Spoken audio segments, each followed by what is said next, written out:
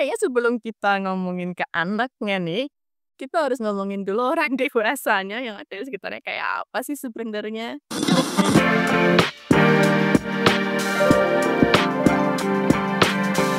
Hai sahabat TCID, kalian sedang mendengarkan podcast Suara Akademia.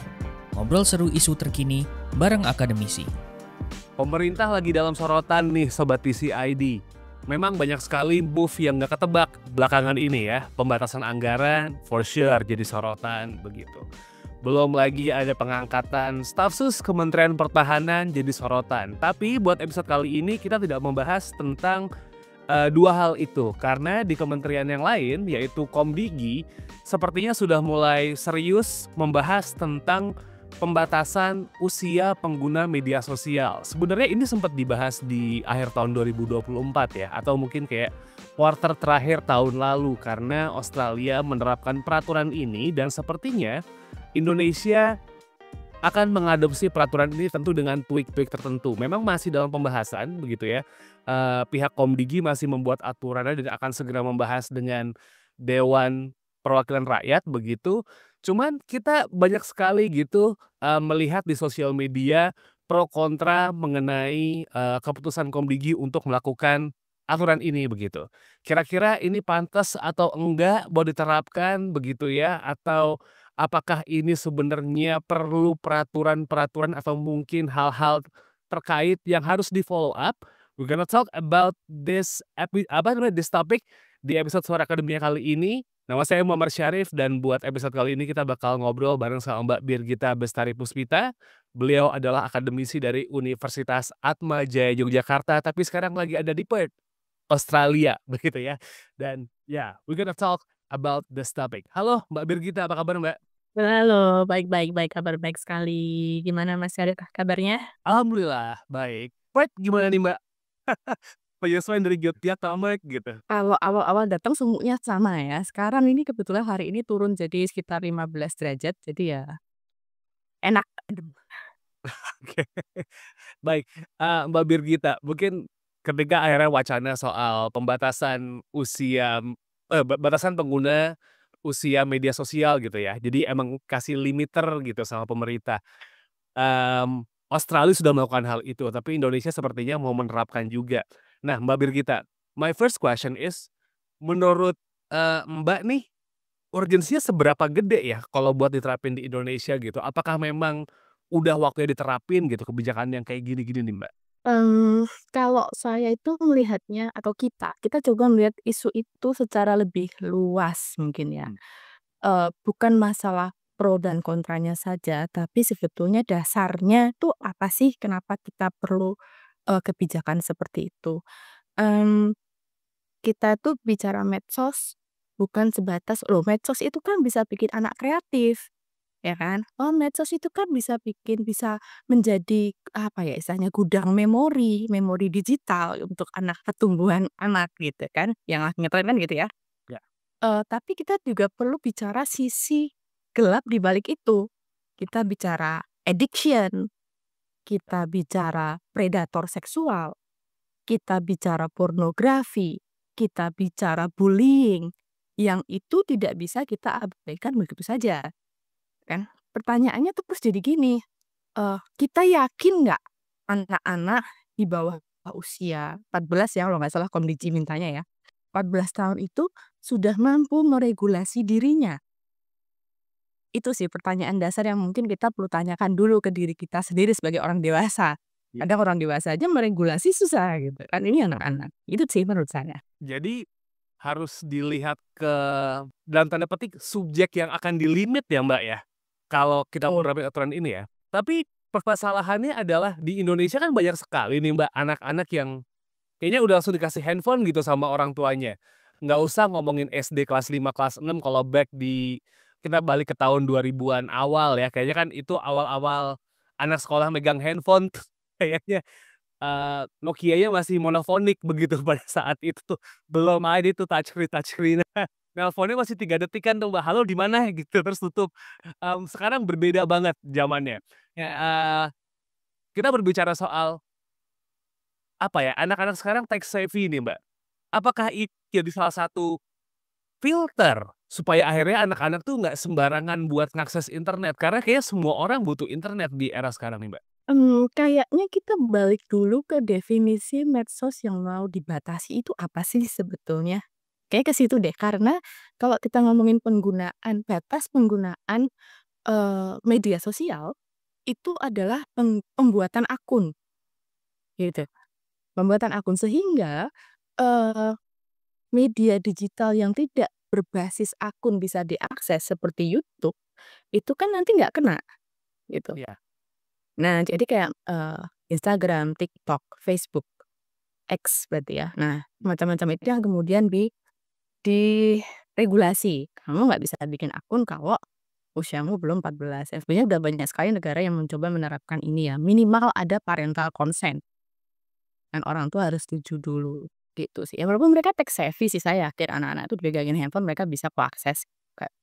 Hanya saja tadi, berikutnya kan kembali ke orang dewasa yang berada di sekitar anak itu. Tujuan kebijakan ini kalau kita mau let's say, positive thinking gitu ya, kita mencoba melindungi minoritas. Di sini anak-anak adalah bagian dari minoritas yang memang mereka belum punya kapabilitas untuk, eee, secara kognitif, emosi, dan moral untuk kemudian membatasi dirinya. Sehingga harus ada orang tua, orang dewasa gitu. Nah, kemudian yang ketika kebijakan ini nanti bergulir, akhirnya kan orang dewasa inilah yang punya mungkin bukan dilempari tanggung jawab ya, tapi justru orang dewasa ini yang kemudian harus belajar lagi. Sebetulnya apa sih fungsi media digital itu bagi anak-anak? Ini jadi menarik ketika berbicara soal orang dewasa, parental guide begitu ya, PG ini tuh jadi lumayan menarik nih Mbak Birgita, karena kebanyakan orang tua di Indonesia, mostly dari apa yang saya lihat gitu ya, kayaknya ngasih gadget tuh biar anaknya diem dalam tanda petik gitu. Kayak, eee, kado yang hitanan, handphone, ya kan. Bukan bukan PlayStation lagi, bukan TV lagi, tapi handphone begitu. Terus juga dibawa ke rumah makan, anaknya tantrum begitu, kasih handphone, hening begitu, apapun yang dibuka yang penting gadgetnya aja dulu dikasihkan ke anak-anaknya. Nah, it's gonna be a challenge for the parents begitu. Nah, pertanyaannya adalah, gimana ya aturan ini tuh bisa diimplement? Karena challenge-nya banyak banget buat orang tua nih, dan orang tua kadang-kadang dianggap mereka yang nggak tech savvy gitu. Bisa belinya tapi nggak paham buat makainya. Sedangkan anak-anaknya itu paham makainya, belum ada uangnya gitu. Nah, itu gimana Mbak buat challenge ke orang tuanya nih? Kalau kita lihat SDM Indonesia ya, kita kan nggak bisa city sentris ya. Ya. Eee, Kebetulan saya tuh belum lama ini melakukan satu pengabdian di satu desa gitu, di wilayah Yogyakarta. Tak sensor aja ya desanya ya. Terus memang, itu terucap gitu dari orang tuanya bahwa anak-anak itu ditemani oleh YouTube, gitu, ditemani oleh YouTube. Karena apa? Karena orang tuanya sibuk bekerja sebagai pedagang, terus memasak, pokoknya meng-handle semua pekerjaan rumah ketika suaminya tidak ada, dan anaknya masih kecil-kecil ya, usia-usia, apa ya, TK, playgroup gitu. Nah, itu adalah realita yang memang tidak bisa kita hapuskan dari SDM negara kita, gitu kan. Maka kebijakan ini kalau diterapkan di negara maju dengan rata, kemampuan ekonomi, kemampuan digital masyarakatnya itu seimbang, saya rasa tantangannya akan lebih lebih kecil gitu ya, atau mungkin akan berbeda sekali dengan tantangan yang kemudian muncul di Indonesia. Dengan kemampuan ekonomi, pendidikan, dan literasi yang agak jomplang gitu, antara satu daerah dengan daerah yang lain. Nah, kalau kita bicara orang perkotaan, ya tantangannya adalah orang tuanya mau belajar nggak? Ya. Itu sih sebenarnya. Karena sebetulnya orang tua di kota itu mampu gitu kan, mampu untuk dalam tanda kutip "membeli literasi", dan mereka belajar lagi, mereka ambil pelatihan, mereka mengakses informasi, mereka tuh bisa belanja informasi. Tapi bagaimana dengan mereka yang ada di pedesaan gitu? Mereka mungkin punya gadgetnya, gadget sederhana yang cukup akses YouTube saja bisa gitu kan. Tapi untuk anak-anak ya cuma dikasihkan. Ini tantangan berat sebetulnya untuk terutama bagaimana itu diimplementasikan ke masyarakat yang eee, masih di bawah dari sisi ekonomi, pendidikan, literasi gitu. Berbicara soal literasi, Mbak Birgita, saya coba ngambil kutipan yang sebenarnya nggak ada hubungannya sama, topik ini, tapi kayaknya bisa applicable gitu. Biasanya maling itu tuh lebih jago dari polisi, ya kan? Dan pengguna internet yang bawah-bawah itu tuh biasanya tahu loophole-nya untuk mengakali peraturan ini, begitu. Eee, nggak usah jauh-jauh pointing orang lain, saya pointing diri saya sendiri zaman-zaman Friendster dulu, ya kan? Atau Facebook ketika tet cuy oh iya, pengakuan dosanya setelah beberapa tahun, eee, kita bisa tuh bikin email, waktu saat itu Friendster butuh email masih Yahoo kalau nggak salah, itu membohongi umur begitu, harusnya kelahiran 90 ngakunya jadi 87 supaya akhirnya bisa eligible punya email, akhirnya punya Friendster padahal anak SMP. Nah, hal yang kayak gini nih kan jadi, apa ya, Mbak, ya, bisa dibilang mekanisme verifikasi usia di sosial media itu tuh dalam tanda petik lemah begitu. Verifikasi usia yang kayak gimana nih, Mbak, supaya akhirnya aman? Apakah butuh selfie pakai KTP kah? Atau kartu pelajar kah? Kayak akhirnya kayak KIA nah, kalau anak-anak kayaknya KIA. pakai KIA gitu, pakai kartu pelajarnya kah, harus buat ditunjukin begitu? Atau gimana? Karena to be honest verifikasi ini tuh dalam tanda petik rawan banget buat dipalsukan begitu. Gimana kalau Mbak Birgita ngeliatnya? Ini bener sih, saya tuh merasa bahwa gini ya, kebijakan pemerintah Indonesia tuh kadang kalau kita mau lihat sisi baiknya tuh emang baik gitu ya. Cuma kalau mau diimplementasikan betul-betul, itu kayak apa ya, susah. Karena apa? Karena database kependudukan kita itu tuh nggak sinkron gitu, nggak sinkron antara satu departemen dengan departemen yang lain itu nggak sinkron. Kita nggak punya database yang mumpuni untuk bisa melakukan verifikasi usia, tidak kayak di negara misalnya contohnya Australia. Kita masukin nama, alamat, mau masuk ke website apa aja itu tuh pasti muncul gitu loh. Dan itu sangat mudah memverifikasi data kita. Asal itu digunakan untuk kepentingan pemerintah, ya mungkin kita akan bicara nanti istilahnya pro kontranya kita ngomongin privasi ya. Tapi kita fokusnya di sini. Kalau verifikasi usia, kenapa di Australia itu berani ngetok 16? Usia 16 tahun ini pun mereka masih butuh waktu 1 tahun untuk diaplikasikan. Jadi kan aplikasinya baru Desember 2025. Ya. Aturannya diketoknya tahun lalu. Nah, untuk apa sih mereka butuh waktu itu? Karena mereka mau membangun sistemnya dulu. Karena yang menjadi objek dari aturan ini itu bukan orang tua, bukan anak, Iya. tapi platform ya kan? Platformnya. Jadi kalau sampai platform itu kecolongan, yang kena denda siapa? Platformnya. Anaknya nggak salah. Anaknya tidak akan diberikan sanksi apapun. Orang tua keluarga nggak akan diberikan sanksi apapun. Tapi platformnya, dan itu dendanya lumayan loh ya, dendanya itu kalau nggak salah sampai 50 juta dolar Oke. kalau sampai platform itu kena, gitu kan. Nah, di Indonesia walaupun saya bilang ini penting, urgent, tapi kalau sampai implementasi saya rasa itu akan sangat sulit dilakukan. Mengingat tidak ada basis, data yang bagus untuk negara kita. Jadi database dong ujung-ujungnya, Mbak Birgita Data yang paling penting sekarang ya? Iya, kesinkronan data antar departemen itu. Sekarang NIK udah mulai ya, pelan-pelan sih negara itu mulai NIK dipakai untuk pajak, dipakai untuk, SIM, ya kan. Tapi ya baru di situ, sekolah ya belum. Kayak gitu loh, di sini kan semua data anak pun itu tersirkulasi dengan baik, tersimpan baik datanya, dan jelas privasinya dipakai hanya untuk apa saja, itu kan jelas. Nah, kita belum punya itu sayangnya. Kayaknya masih jauh. Mbak Birgita, kita berbicara lingkungan nih, tadi soal platform kita udah ngomong karena platform apa yang mereka lakukan cuma bisa melakukan verifikasi umur begitu ya, caranya seperti apa, masih belum kelihatan begitu.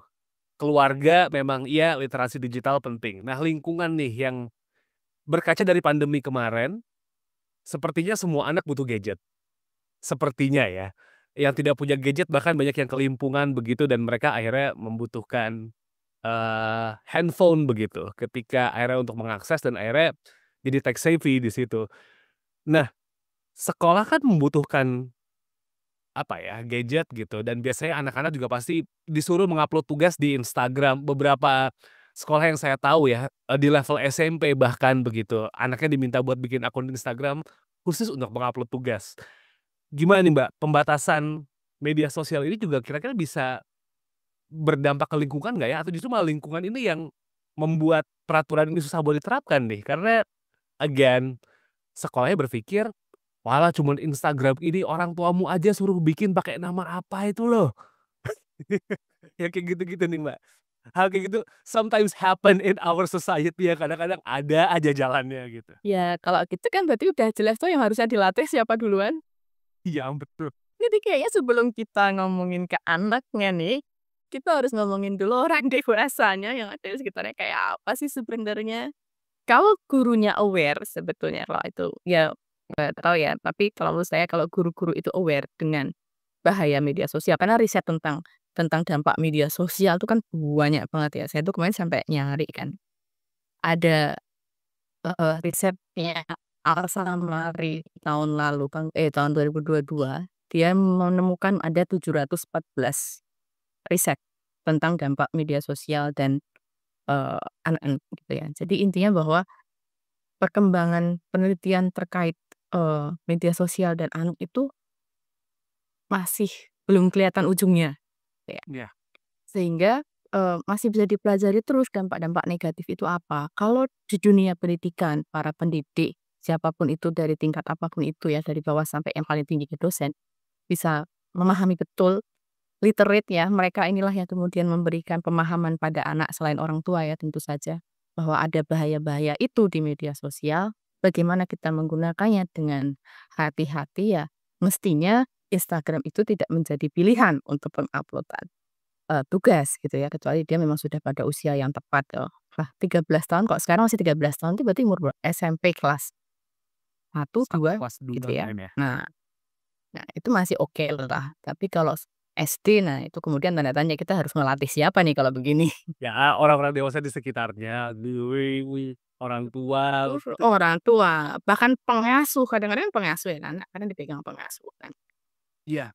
babysitter itu kan penting sebetulnya. Kita geser ke yang lain, mmm, banyak yang mengkritisi, bukan ya, keputusan Komdigi untuk mulai menggodok ini nih Mbak, karena yang dibilang sebenarnya yang masalah bukan platformnya, tapi literasi digitalnya. Kita bisa ngelihat negara-negara maju gitu, eee, ada yang pointing negara yang sukses dalam hal pendidikannya kayak, coba cek negara-negara Skandinavia deh, kayak Finlandia begitu ya, terus Norwegia itu kayaknya mereka aman begitu. Eee, Gimana nih, Mbak Birgita ngelihatnya? Apakah itu comparison yang fair dulu?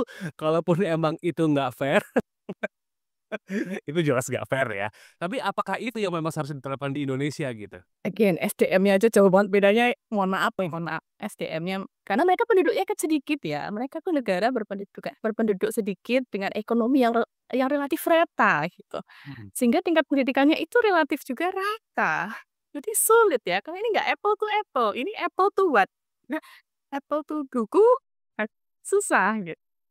Tapi yang jelas Swedia aja balik ke buku loh, gimana? Nah, kan karena Swedia itu balik ke buku, coba itu yang comparison bisa diulangi lagi mungkin bikin comparing-nya.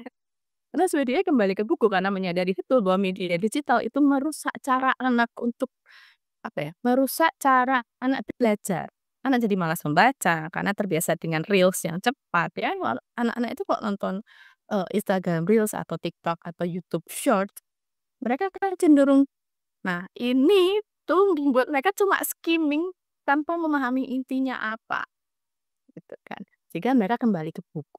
Finlandia pun tahun 2018 mereka akhirnya juga membuat kebijakan itu kan usia 13 sampai 16 tahun dengan parental consent. Jadi ya sebetulnya, kebijakan usia ini bukan hal yang baru di mana pun. Di negara maju malah mereka duluan semuanya, hanya tadi tantangannya mungkin akan berbeda sekali dengan Pertanyaannya adalah apakah kurikulum kita siap kalau kita menomorsatukan pendidikan ya? Apakah kurikulum kita siap? Apakah yang memegang kurikulum nantinya itu siap? Berarti pendidik lagi kan, siap nggak ngajari literasi digital? Berarti kan dia harus literate dulu, kita harus literate dulu sebelum kita mau ngajarin orang lain. Orang tuanya siap nggak? Ketika gurunya kemudian memberikan misalnya tugas sekolah, pakai sesuatu yang digital untuk memberikan pemahaman itu, orang tuanya siap nggak mendampingi?